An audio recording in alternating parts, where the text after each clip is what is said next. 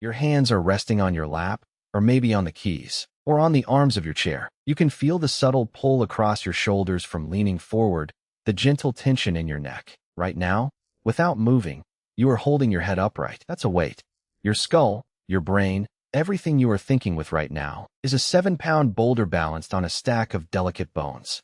Your body is managing that every second, without complaint. It's a marvel of engineering, but it's also a sign of something we've lost. You're built to carry weight, a lot of it, but you spend your days carrying almost nothing. Your back aches sometimes, doesn't it? You slouch without meaning to. You reach for a heavy grocery bag and feel a warning twinge. We talk about this as a modern problem. Bad posture, weak cores, sedentary lives. And that's true, but that feeling, that faint protest from your spine, is more than just a sign of what you're missing. It's an echo, a ghost memory in your bones, of what your body was actually designed to do.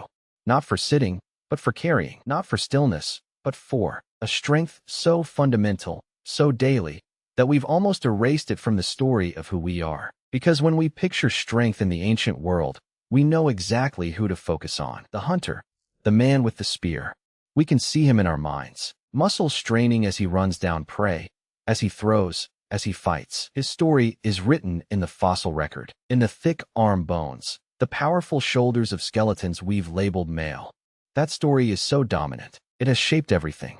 Our modern gyms are temples to that kind of strength. The bench press, the deadlift, the explosive power. We measure strength in the weight a single person can move, once, in a controlled burst. And by that measure, the past seems like a world of giants, and we are their feeble descendants. But what if we've been looking at only half the picture? What if the most critical, back-breaking, species-sustaining strength of the ancient world wasn't in the arms that threw the spear, but in the body that carried everything home? This isn't about adding a footnote to history. This is about tearing up a page we thought we understood. For 99.9% of human history, survival wasn't a solo sport. It was a relay race that never ended, where the baton was a child, or water, or food, or tools. And the track was a brutal, unforgiving landscape. And if the fossil record has been shouting the story of the hunter's strength, it has been whispering, in a language we're only just learning to hear, the story of the carrier, the gatherer, the lifter, the mover, and more often than not, that skeleton, the one built for a lifetime of relentless, durable load-bearing, doesn't fit the old, simple story we've told. We have to start with your body, right here, right now, because it is the key to seeing the past. That curve in your lower spine, the lumbar lordosis, it's not a design flaw. It's a shock absorber, evolved specifically to handle vertical load. Your wide, bowl-shaped pelvis isn't just for childbirth, it's a platform. Your shoulder blades are positioned for stability, not just for swinging. Your entire frame, from the way your head balances to the arches in your feet, is a masterpiece of load-bearing engineering. You are, literally, built to be a pack animal. A very smart, very efficient pack animal. But you live in a world where the heaviest thing you might lift all day is your own body weight out of a chair. Now, close your eyes and delete that chair. Delete the house, the road, the grocery store. The year is 200,000 years ago. You are not you as you know yourself. You are a node in a small, desperate network of humans clinging to survival. The concept of exercise does not exist. There is only work, life-sustaining work. And for 1/2 of the population, the work that defines their entire adult existence is not the brief, explosive chase that happens once if you're lucky. It's the grueling, daily, never-ending haul. Here is her day, reconstructed not from myth, but from the brutal logic of physics and scarcity. The sun is not a source of warmth to enjoy, but a timer counting down. She wakes with the light, and the needs of the camp are a physical weight on her mind. The children are hungry. The old are thirsty. The tools are dull. There is no cupboard.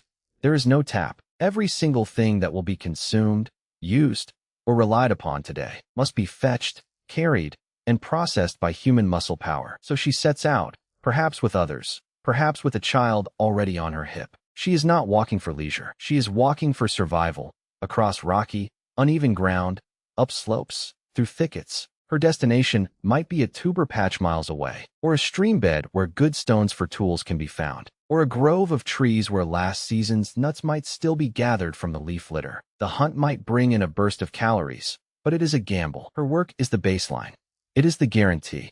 It is what keeps the group alive when the hunters come back empty-handed. And when she finds what she's looking for, the real work begins. She digs for tubers with a digging stick, bending, levering, pulling. She fills a hide sling, or a simple net, or just the fold of her own garment. She is not collecting a handful of berries for a snack. She is harvesting calories for a dozen people. 20 pounds of tough, fibrous tubers, 30 pounds of nuts, a load of firewood that would fill your modern arms 3 times over. She might even be carrying a large, emptied-out animal skin, a water skin, to be filled from a source. That is not close. Now, she must get it all home. Imagine the weight, not a weight you lift once in a gym with a belt on, in perfect form, to a cheer. This is a weight she must heave onto her back, or her head, or against her hip. She must secure it, balance it, and then she must walk for miles over that same rough terrain. Now with her vision partially obscured, her balance challenged, her body compressed under the load. Every step is a calculated effort. Every mile is a marathon of strength and endurance. Her heart is pounding not for a fitness metric, but to push oxygen to muscles that cannot fail. Her bones are under a constant, bending stress. Her muscles are in a state of permanent, low-grade tension, not to look a certain way, but to keep her and her precious cargo upright. She does this while likely being pregnant, or nursing an infant, or both. Her body has no off-season. This is her life, from adolescence until her body literally gives out. And if it gives out too soon, the consequences are not personal. They are generational. If she fails, the children go hungry. The group weakens. In a world where every calorie counts, her ability to reliably bring in those calories is the bedrock of survival. Think about that the next time you feel that twinge in your back. That ache is a fossilized memory of a capacity you still possess. A capacity that was, for hundreds of thousands of years, the most important job on the planet. We framed it as gathering, a gentle word for collecting berries. We were wrong. It was logistics. It was freight. It was the endless, brutal physics of moving mass across distance, with nothing but a human body and a will to live. And here is where the old story cracks. If this was the daily reality, if this load-bearing was so critical to survival, then evolution would have hammered it into the body. It would have left a signature, not just in the cultural practices we can guess at, but in the bones themselves. Bones are not inert scaffolding. They are living tissue that responds to stress. A bone that regularly carries heavy loads will remodel itself. It will grow thicker, denser, change its shape to better handle the specific forces placed upon it. It's called biomechanical adaptation. The skeleton of a lifelong runner looks different from that of a lifelong swimmer. Their bones tell the story of their lives.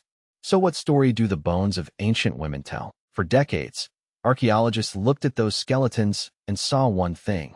They were female. They noted the wider pelvises, the less robust skulls. And within the framework of the hunter story, they were often seen as the weaker counterparts, defined by biology. Less active, less physically stressed. But a new generation of researchers began to ask a dangerous, simple question. What if we're measuring the wrong kind of strength? Instead of comparing the arm bones of ancient women to the arm bones of ancient men, a contest built around throwing power, they started looking at different bones. The tibia, the shin bone, which handles the stress of walking and carrying. The humerus, but not for its thickness, for its shape, its curvature, which reveals the kind of repetitive, grinding force it endured. The vertebrae of the lower spine. They began running these bones through sophisticated software that models strain, that can calculate the kinds of daily activities needed to produce such changes. And what they found didn't just add a new chapter. It revealed a library we never knew existed. The evidence wasn't hidden. It had been lying in plain sight, in museum drawers all over the world, waiting for us to ask the right question. The data pointed to a strength so profound, so embedded in the daily sinew of life, that it forces us to rewrite not just our view of the past, but our understanding of the human body itself. And when you see the numbers, when you understand what these ancient bones were capable of, it will reframe that faint ache in your own back not as a weakness, but as the ghost of a superpower you inherited, and a secret about human history that changes everything. The crisis was never a single moment. It was the grind. It was the relentless, unyielding demand placed on a body that had no alternative. Failure wasn't just an option. It was a constant specter. One misstep on that rocky path home, one moment of lost balance under a 60-pound load, and it wasn't just a sprain. It was a broken ankle. It was a dislocated shoulder. In that world, a debilitating injury was a death sentence for you, and a potential death sentence for those who depended on you. The stakes weren't personal bests. They were existence. And if even one of your direct ancestors, performing this daily, brutal calculus of weight and distance, had failed to meet that demand, you would not be reading this. Your lineage would have ended right there, in the dust, under a weight it could no longer carry. This is the crucible. This is the relentless pressure that shaped our species just as much as any predator on the savannah. And for the longest time, we missed it because we were looking for the drama of the chase, not the quiet, brutal heroism of the return journey. We cataloged the skeletons of these women and filed them away under female, a biological category, not an occupational one. We saw their strength as a passive, reproductive trait, not an active, survival one. But bones don't lie, and when you start looking at them not as male or female, but as records of labor, the truth starts screaming out. The twist is this: the strongest part of the ancient human body, the part that shows the most radical adaptation to sheer, brutal work, isn't the throwing arm of the hunter. It's the lower limb and spine of the carrier, and the data suggests this load-bearing signature is often strongest in the remains we classify as female. Think of it like this. A hunter's strength is anaerobic, short, intense bursts. The skeleton adapts to that with robust points of muscle attachment. The ridges and crests where powerful shoulders and arms anchor. It's like reinforcing a catapult. But a carrier's strength is aerobic. It's endurance. It's hours of constant, grinding force. The skeleton adapts to that not just by getting thicker, but by changing its very architecture to resist bending. It becomes more like a bridge, engineered to handle a constant, heavy load without snapping. And researchers found the bridge. They looked at the cross-sectional shape of leg bones, a bone that's constantly resisting the bending stress of carrying a heavy load while walking will remodel to be more rigid in the direction of that force. In simpler terms, it won't just be thicker, it will be shaped differently than a bone built only for walking. Studies comparing ancient populations found that while both men and women showed signs of incredible mobility, the bone architecture in women often showed a stronger adaptation specifically to this kind of front-to-back bending resistance, the kind of force you get from a heavy load on your back or head, compressing the spine and driving down through the legs with every step. Then they looked lower, at the tibia, the shin bone. This is the bone that takes the pounding. Analysis revealed a startling fact. The leg bones of many ancient women show levels of rigidity and strength that not only match those of ancient male runners, but in some cases surpass them. These weren't just strong for a woman. These were some of the most durable, stress-adapted legs in the entire population. They were the legs of a lifelong ultramarathoner who ran with a weighted vest every single day. But the most telling evidence might be in the humble joint of the elbow. The humerus, the upper arm bone, tells a story based on its curvature. A straighter humerus is efficient for endurance and load-bearing, a lever better suited for holding and stabilizing. A more curved humerus provides a mechanical advantage for powerful, rapid flexion, like throwing a spear. When anthropologists began measuring this, a pattern emerged across different ancient societies. The women consistently had straighter humeri. Their arm bones were engineered less for explosive power and more for the sustained, grueling work of hauling, lifting, and processing. It was a different kind of strength, optimized for a different and utterly critical full-time job. And what scientists found next makes the picture even clearer and more intimate. They turned their attention to the toes. You don't think about your toes as pillars of strength, but when you are carrying a massive load on your back, walking uphill, on uneven ground, your toes are your anchors. They grip the earth with every step, preventing you from sliding backward, providing the final push-off. It's a subtle, powerful force. Researchers examining the foot bones of ancient people found that the patterns of arthritis and stress lesions, the wear and tear, often indicated extraordinary strength and flexibility in the toes. This wasn't from running. This was from climbing steep, loaded inclines, from digging in and holding ground under a burden that wanted to pull you backward. The feet of these people were not just for transport. They were foundational tools of load management. And this signature of extreme, durable use is found across skeletons of both sexes. But it paints a picture of a daily physical reality far beyond a simple hunt. It was a life of hauling. The evidence, though, isn't locked only in bone density and shape. It's woven into the artifacts we almost overlooked. Take the humble digging stick. It's often depicted as a simple pointed branch, but replicative archaeology, where researchers actually try to use these tools, reveals something else. Using a digging stick to unearth deep, Tough tubers for hours is a full-body workout of staggering intensity. You are levering, prying, and pulling against compacted earth. It engages your back, your shoulders, your legs, and your core in a sustained, powerful struggle. The gentle gatherer is a myth. The woman with the digging stick was an athlete in a resistance battle with the ground itself. Then there are the carrying devices. We have remnants, a fragment of netting from a site, the wear patterns on a shell that might have been a toggle for a sling. And we have the ethnographic record, looking at modern hunter-gatherer societies. They show the ingenious, brutal efficiency of the load. Babies are carried on hips. Heavy loads of firewood are carried on backs using tump lines. Straps across the forehead that distribute weight directly down the spine. Water is carried in pots on heads, a practice that requires and builds impeccable posture and neck strength. These aren't casual choices.